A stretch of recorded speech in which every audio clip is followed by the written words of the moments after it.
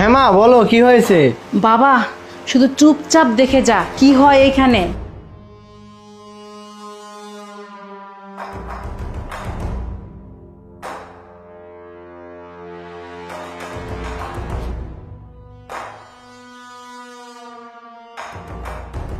কি রে বুড়ি, কি করতেছিস?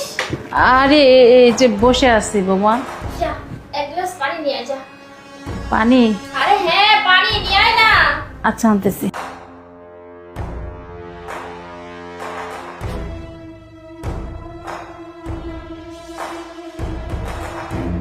এই যে ন পয়েন্টটা। দে। কি রে, বাড়ির কাজ সবকিছু করছিস তো? হ্যাঁ হ্যাঁ, সব কাজ করছি। আর খাবার কি বানিয়েছিস? হ্যাঁ করছি। ওই যে তুমি বলছিলে না বাসমতি চালের দিয়ে বিরিয়ানি রান্না করতে, ওইটাই করছি। নিয়ে আসবো কি? না না, নিয়ে আসতে হবে না, আমি বাইরে থেকে খাবার খেয়ে আসছি। তুমি বাইরে থেকে খেয়ে আসছো, আমি যে এত খাবার রান্না করছি, তাহলে এই খাবার কি হবে? ফেলে দিব? না না, এগুলো তো ফেলেও দেওয়া যাবে না, এত দামের টাকার খাবার।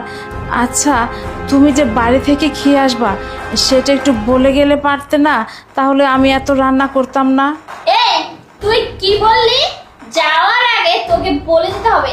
তুই এমন কে রে যে তোকে বলে যেতে হবে?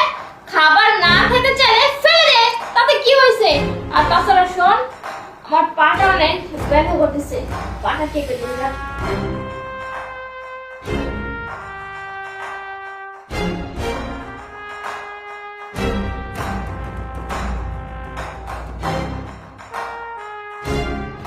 কি রে, তোর হাতে কি জোর নেই নাকি শক্তি নেই? ভালো মতো তো ঠিকই খাস, তাহলে শক্তি নেই কেন? ভালো মতো কাটি।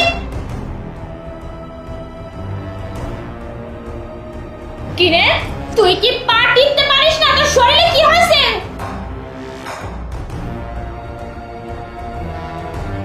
এই চুপ, নয়নে ফোন দিছে, একটা কথা বলবি না, বুঝতে পারছিস?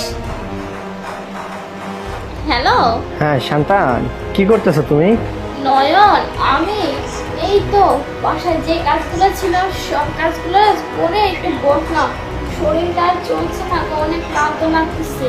ও আচ্ছা, অনেক কাজ করছো না? আচ্ছা মা কোথায়? মা কি করতেছে? মা মা তো ওই যে পাশের রুমে শুয়ে আছে, আমি ফল কাটতেছি, ফলগুলো কাটা হয়ে গেলে মার কাছে যাচ্ছি। আচ্ছা ঠিক আছে, ভালো থাকো। বৌমা তুমি এত মিথ্যে কথা কেন বলতেছো আমার ছেলেকে? ওই মিথ্যে কথা বললাম? আমি তো সত্যি কথাই বললাম। কত কাজ করছি তাই না শাশুড়ি মা? কাজ